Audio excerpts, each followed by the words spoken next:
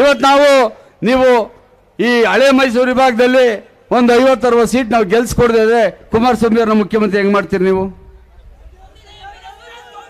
ನೀವೆಲ್ಲ ಹೇಳ್ತೀಗ ಮೊನ್ನೆ ಸರ್ವೆ ಬಂತು, ಕುಮಾರಸ್ವಾಮಿ ಯಾರಪ್ಪ ಮುಖ್ಯಮಂತ್ರಿ ಆಗಬೇಕು ಈ ರಾಜ್ಯದಲ್ಲಿ ಅಂದರೆ 44% ಕುಮಾರಸ್ವಾಮಿ ಅವರು ಆಗಬೇಕು ಅಂತಕ್ಕಂಥ, 24% ಸಿದ್ದರಾಮಯ್ಯವರು ಆಗಬೇಕು ಅಂತ, 8% DK ಅವರು ಆಗಬೇಕು ಅಂತ, 12% ಯಡಿಯೂರಪ್ಪನವರು ಅಂತಕ್ಕಂಥದ್ದು ಬಂದಾಯ್ತು. ಇದಾಗಬೇಕಾದ್ರೆ ಕುಮಾರಣ್ಣ ಬಂದಾಗ ನಿಖಿಲ್ ಕುಮಾರಸ್ವಾಮಿ ಅಂತಾರೆ, ಓಟ್ ಹಾಕಕ್ಕೆ ತೆಗೆದು ನೋಡಿದಾಗ ನಾವೇ 300 ಲೀಡ್ ಬರ್ತದೆ ಅಂದರೆ 25-30 ಬಂದಿರ್ತದೆ. ಇದಾಗಬಾರ್ದು. ಮುಂದೆ ಎಚ್ಚೆತ್ಕೊಳ್ಳಿ. ನಾನು ನಿಮ್ಗೆ ಯಾಕೆ ಹೇಳ್ತಾ ಇದ್ದೀನಿ ಅಂದರೆ, ನೋಡಿ, ನಾವು ಲೀಡ್ರುಗಳು ಏನಿರ್ತೀರಿ ನಾವು ನೆಮ್ಮದಿಯಾಗಿರ್ತೀವಿ, ನಮಗೇನು ತಂಟೆ ತಕರಾರು ಇರೋದಿಲ್ಲ. ಆದರೆ ನಿಮ್ಮನ್ನು ನೋಡಿದಾಗ ಹೊಟ್ಟೆ ಉಳಿತದೆ, ಬೀದಿ ಬಿದ್ದಿರ್ತೀರಿ, ಯಾರು ತಕ್ಕ ಹೋಗೋದು, ಅಲ್ಲಿ ಹೋಗೋಕೆ ಹಾಕಿಲ್ಲ, ನಮ್ಮ ಕೆಲಸ ಮಾಡಿಸ್ಕೊಡೋಕೆ ಹಾಕಿಲ್ಲ. ಈ ಪರಿಸ್ಥಿತಿ ಬರ್ತಕ್ಕಂಥ ಕೆಲಸವನ್ನು ನಾವು ಮಾಡ್ಕೋಬಾರ್ದು ಅಂತಕ್ಕಂಥ ಮಾತನ್ನು ಈ ಸಂದರ್ಭದಲ್ಲಿ ಹೇಳ್ತೀವಿ. ಇವತ್ತು ಕೇಂದ್ರದಲ್ಲಿ ಕುಮಾರಸ್ವಾಮಿ ಅವ್ರನ್ನ ಪ್ರಬಲ ಮಂತ್ರಿಯಾಗಿ ಮಾಡಿದ್ದೀರಿ. ತಾವೆಲ್ಲ ಮತವನ್ನು ಹಾಕಿ 49, ನಮ್ಮ ತಾಲೂಕಿನಲ್ಲಿ 48ರಿಂದ 49 ಸಾವಿರ ಹೆಚ್ಚು ಲೀಡ್ನ ಕೊಟ್ಟು ನೀವು ಗೆಲ್ಸಿದ್ದೀರಿ. ನಾನೇ ಏನಾದರೂ ಆಡಳಿತ ಪಕ್ಷದಲ್ಲಿ ಮಂತ್ರಿ ಆಗಿದ್ರೆ ಕುಮಾರಣ್ಣನ ಲೀಡ್ ನೋಡಿ ಅವತ್ತೇ ರಾಜೀನಾಮೆ ಕೊಟ್ಟು ರಾಜಕೀಯ ಬಿಟ್ಟು ಮನೆಗೆ ಹೋಗಿವೆ. ಯೋಗ್ಯತೆ ಇದ್ದರು ಅದಕ್ಕೋಸ್ಕರ ಅಂಟ್ಕೊಂಡು ಕೂತಾರಲ್ರಿ. ನಾನು ಇವತ್ತು ಹೇಳ್ತೀನಿ, ಚಲುವರಾಯ ಸ್ವಾಮಿ ಅವರೇ, ಇಡೀ ನಾಗಮಂಗಲ ಕ್ಷೇತ್ರದಲ್ಲಿ ನಿಮ್ಗೆ ಯಾರ್ಯಾರು ಓಟ್ ಕೊಟ್ಟರು ಅವ್ರಿಗೆಲ್ಲ ಕಪಾಳ ಮೋಕ್ಷ ಮಾಡಿಸ್ಬಿಟ್ರಲ್ರಿ. ಈ ದೇಶದ ಪ್ರಧಾನಮಂತ್ರಿಗೆ ಯಾರಾದ್ರೂ ಕಪಾಳ ಮೋಕ್ಷ ಮಾಡಿದ್ರೆ ಈ ದೇಶಕ್ಕೆ ಮಾಡ್ದಂಗೆ, ಈ ರಾಜ್ಯದ ಮುಖ್ಯಮಂತ್ರಿಗೆ ಯಾರು ಕಪಾಳ ಮೋಕ್ಷ ಮಾಡಿದ್ರೆ ಈ ರಾಜ್ಯಕ್ಕೆ ಮಾಡ್ದಂಗೆ, ಒಬ್ಬ ಜಿಲ್ಲಾ ಮಂತ್ರಿಗೆ ಮಾಡಿದ್ರೆ ಆ ಜಿಲ್ಲೆಗೆ ಮಾಡ್ದಂಗೆ, ವಿಶೇಷವಾಗಿ ಮತವನ್ನು ಕೊಟ್ಟು ಕಳಿಸಿದ ನಮ್ಮ ಕ್ಷೇತ್ರಕ್ಕೆ ಕಪಾಳ ಮೋಕ್ಷ ಆಯಿತು. ನಿಮ್ಮ ಯೋಗ್ಯತೆಗೆ ಒಂದು ಕಂಪ್ಲೇಂಟ್ ಕೊಡಲಿಲ್ಲ. 2 ದಿವಸ ಮನೇಲಿ ಕೂತ್ಕೊಂಡು ಇಂಜೆಕ್ಷನ್ ತಗೊಂಡು ಮುಖ ಊದಿಸ್ಕೊಂಡು ಆಚೆ ಬಂದ್ರಿ. 1 ಏಟ 2 ಏಟ ಎಷ್ಟೇಟ್ ಕೊಟ್ಟಿದ್ದು? ನಿಮಗೆ ಗೌರವ ಇದೆಯಾ? ಘನತೆ ಇದೆಯಾ?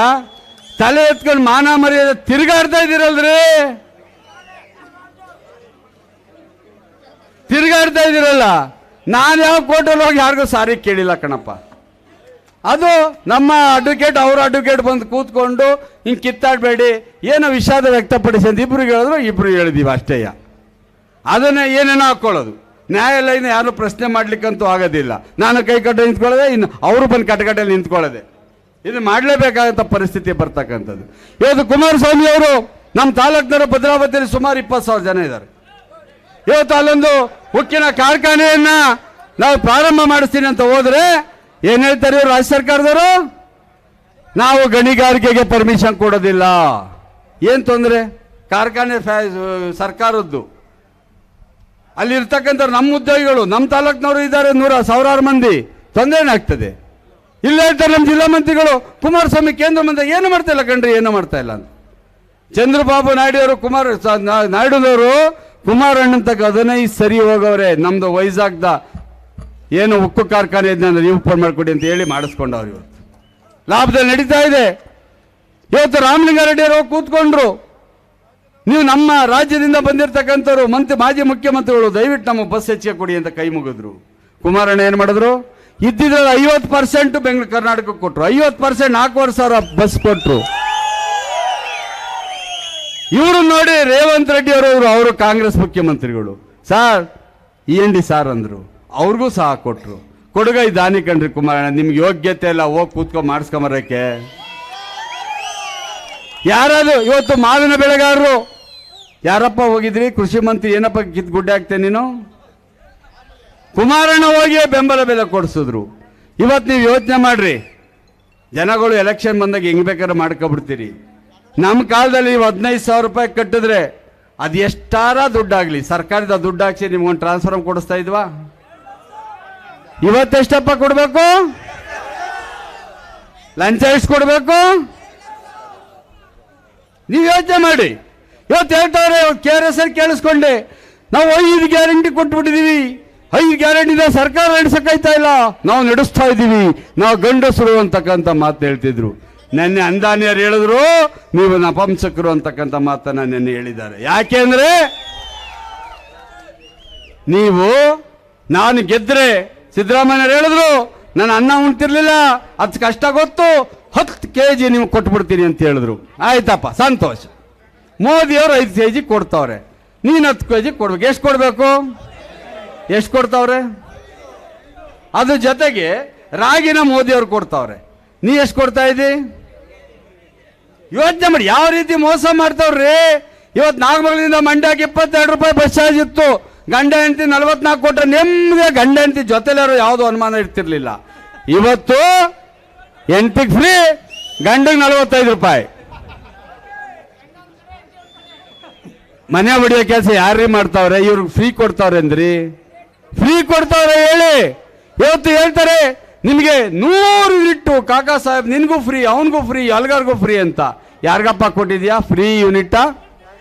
2 ರೂಪಾಯಿ 25 ಪೈಸೆ ಆಯ್ತು ಯೂನಿಟ್ಟು. ಇವತ್ತು 7 ರೂಪಾಯಿ ಮಾಡಿಬಿಟ್ಟು ನಾನು ಫ್ರೀ ಕೊಟ್ಟೆ. ಯಾರಿಗೆ ಫ್ರೀ ಕೊಟ್ಟಿದ್ಯಾ? ಯಾವ್ದಾರ ಚುನಾವಣೆ, ಚನ್ನಪಟ್ಟಣ ಚುನಾವಣೆ ಬಂತು, 4 ತಿಂಗಳು ದುಡ್ಡು ಕೊಟ್ಟಿರಲಿಲ್ಲ. ಎಲೆಕ್ಷನ್ ಇನ್ನು 2 ದಿವಸ ಇದ್ದಂಗೆ ದುಡ್ಡು ಹಾಕ್ತೀರಿ ನಿಮ್ಮ ಯೋಗ್ಯತೆಗೆ, ಅಲ್ಲಿ ಗೆಲ್ಲಕ್ಕೋಸ್ಕರ, ಮಹಿಳೆಯರಿಗೆ ಅಭಿಲಾಷೆ ತೋರ್ಸೋಕ್ಕೋಸ್ಕರ. ನೀವು ಗಂಡಸ್ರೇಂದ್ರಿ ನೀವು? ಇದು ನೀವು ಯೋಚನೆ ಮಾಡ್ಕೋಬೇಕಾಗ್ತದೆ.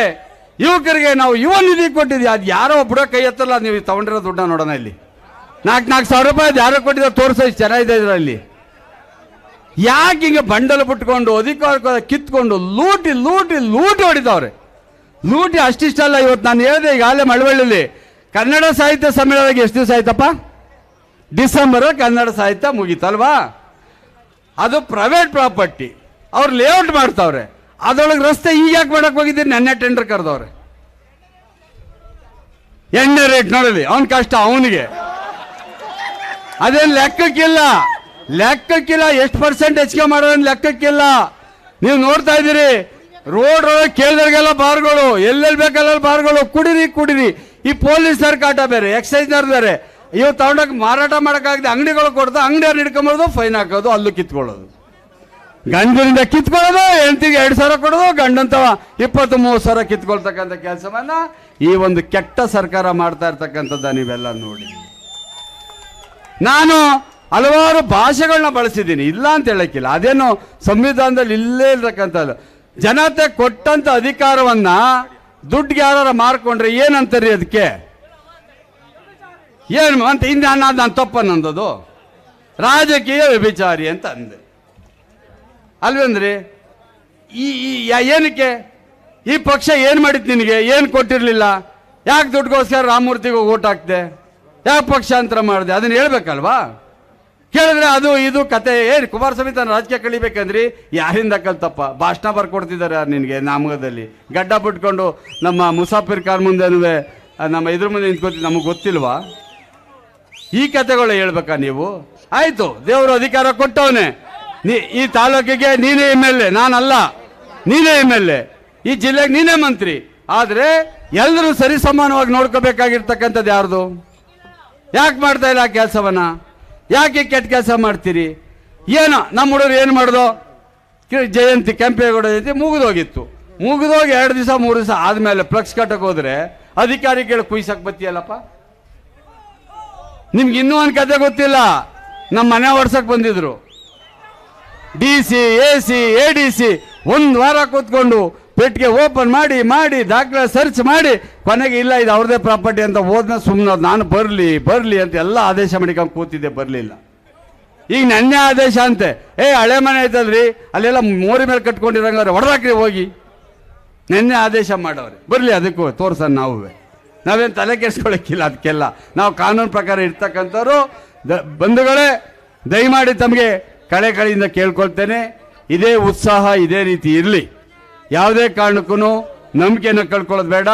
ನಾನು ನಿಮ್ಮ ಜೊತೆ ಸದಾ ಇರ್ತೇನೆ.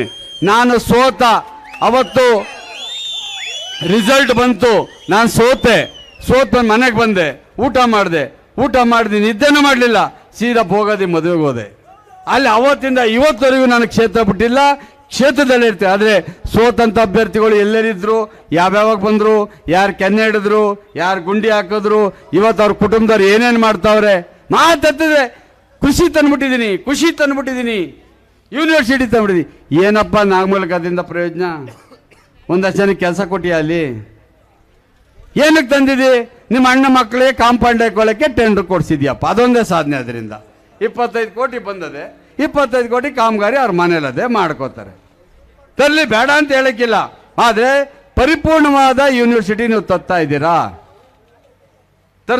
ಈ ಬೀದರ್ನಲ್ಲಿ ಒಂದು ಪಶುಸಂಗೋಪನೆ ಇದನ್ನ ಓಪನ್ ಮಾಡವ್ರೆ, ಮುಚ್ಕೊಂಡು ಹೋಯ್ತಾ ಇದೆ. ಆ ರೀತಿ ಯಾಕೆ ಮಾಡಬೇಕಿದೆ ಈ ಕೆಲಸಗಳನ್ನ ಇವರು? ಇಂಥ ಕೆಟ್ಟ ಇವ್ರು ನೋಡೋಣ.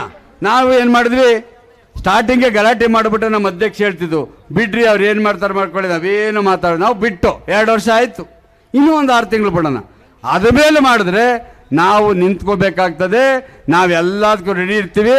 ನಾನು ಈ ಪೊಲೀಸ್ನವ್ರಿಗೆ ಎದುರೋನು ಅಲ್ಲ, ಅವ್ರ ಕೇಸಿಗೆ ಎದುರೋನು ಅಲ್ಲ.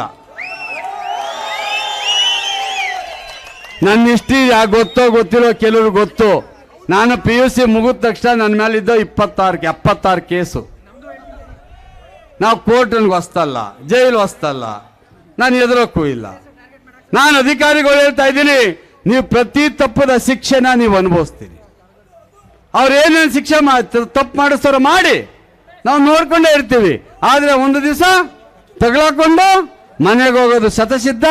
ಮೊನ್ನೆ ಏನೂ ಇಲ್ಲಪ್ಪ, ಯಾರೋ ನಮ್ಮ ಹುಡುಗರು, ಇಬ್ರು ನಮ್ಮ ಹುಡುಗರೆ, ಕಂಪ್ಲೇಂಟ್ ಕೊಟ್ಟರು ನಮ್ಮ ಹುಡುಗ, ಕಂಪ್ಲೇಂಟ್ ಕೊಡಿಸ್ಕೊಂಡು ನಮ್ಮ ಹುಡುಗ, ಅವ್ರೇನೋ ಕಿತ್ತಾಡ್ಕೊಂಡು ಹೋಗಿ ಸ್ಟೇಷನ್ ಗಂಟ ಹೋಗೋ. ಕಂಪ್ಲೇಂಟೇ ಕೊಟ್ಟಿಲ್ಲ.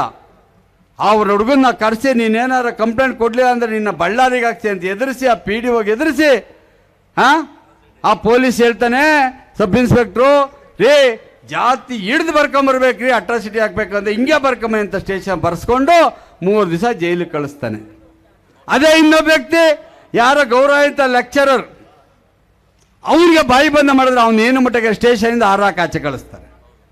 ಇದು ನಡೀತಾ ಇರ್ತಕ್ಕಂಥದ್ದು. ಈ ರೀತಿ ಮಿಸ್ಯೂಸ್ ಮಾಡ್ಕೊಳ್ತೀರ ಕಾನೂನು ಅನ್ನೋದು. ಒಟ್ಟಲ್ಲಿ ಭಾಳ ಚೆನ್ನಾಗಿ ಹೇಳ್ಕೊಡ್ತಾರೆ ನಮಗೆ, ಮುಂದೆ ಹೆಂಗೆ ದರ್ಬಾರ್ ಮಾಡಬೇಕು, ಹೆಂಗೆ ಅಧಿಕಾರ ಮಾಡಿಕೊಡ್ಬೇಕು, ಹೆಂಗೆ ತೊಂದರೆ ಕೊಡಬೇಕು ಅಂತ ತೋರಿಸ್ತಾವ್ರೆ. ಭಾಳ ಚೆನ್ನಾಗಿ ತೋರಿಸ್ತಾ ಇದ್ದೀರಿ. ಅದು ಮುಂದಿನ ದಿವಸದಲ್ಲಿ ಈ ಊಟನ ನೀವೇ ಉಣ್ಬೇಕಾಗ್ತದೆ ಅಂತಕ್ಕಂಥದ್ದನ್ನ ಕಾಂಗ್ರೆಸ್ ಪಕ್ಷದಲ್ಲಿ ಕೆಲವು ಮಿತ್ರರಲ್ಲಿ ಯಾಕೆಂದರೆ ಕಾಂಗ್ರೆಸ್ ಪಕ್ಷದಲ್ಲಿ ಯಾವ ಅಲ್ಲಿ ನೆಮ್ಮದಿಯಾಗಿಲ್ಲ, ಯಾರೂ ನೆಮ್ಮದಿಯಾಗಿಲ್ಲ. ನನ್ನ ಸ್ನೇಹಿತರುಗಳು ಭಾಳ ಜನ ಇದ್ದಾರೆ. ಅವರ ಪರಿಸ್ಥಿತಿಗಳು ಏನು, ಯಾವ ರೀತಿ, ಈ ಒಂದೇ ಒಂದು ಕುಟುಂಬ ಎಷ್ಟು ದುಡ್ಡು ಹೊಡೆದು ಏನೇನು ಮಾಡ್ಕೋತದೆ ಅಂತಕ್ಕಂಥದ್ದು ಅವರೆಲ್ಲ ಕಣ್ಣಿಂದ ನೋಡ್ಬಿಟ್ಟು ಕಣ್ಣು ಬಾಯಿನ ಲಬ ಬಿಡ್ತಾವೆ. ಈ ಪರಿಸ್ಥಿತಿ ತಾಲೂಕಿನಲ್ಲಿ ಹೆಚ್ಚಿಗೆ ಮಾತನಾಡ್ಲಿಕ್ಕೆ ಹೋಗಿಲ್ಲ. ನಾನು ಈ ತಕ್ಷಣದಿಂದ ನಮ್ಮ ಅನ್ನದಾನಿಯವರು 2 ಮಾತಾಡಬೇಕು. ಅದಾದ್ಮೇಲೆ ಮಂಜು ಅವರು ಮಾತಾಡಿ, ನಿಖಿಲ್ ಕುಮಾರಸ್ವಾಮಿ, ಯಾಕೆಂದ್ರೆ ನೀವೆಲ್ಲ ಬೇಗ ಹೋಗ್ಬೇಕಾಗ್ತದೆ, ಮಾತಾಡಬೇಕು ಅಂತ ಕೇಳ್ಕೊಳ್ತೇನೆ. ಜೈ ಹಿಂದ್, ಜೈ JDS. ಸ್ವಾದಿಷ್ಟತೆಯ ಸ್ವಾದ, ತಾಜಾತನದ ಆಹ್ಲಾದ, ಉತ್ತಮ ಆರೋಗ್ಯ ಮತ್ತು ಹೆಚ್ಚಿನ ರೋಗ ನಿರೋಧಕ ಶಕ್ತಿಯ ವೃದ್ಧಿಗೆ ಈಗ ನಿಮಗೆ ಸಿಗುತ್ತಿದೆ ಉತ್ತಮ ಗುಣಮಟ್ಟದ ಪೌಷ್ಟಿಕಾಂಶ. Shri Vaidik millet health mix, ಇದು ಸಿರಿಧಾನ್ಯಗಳ ಸಂಪತ್ತು.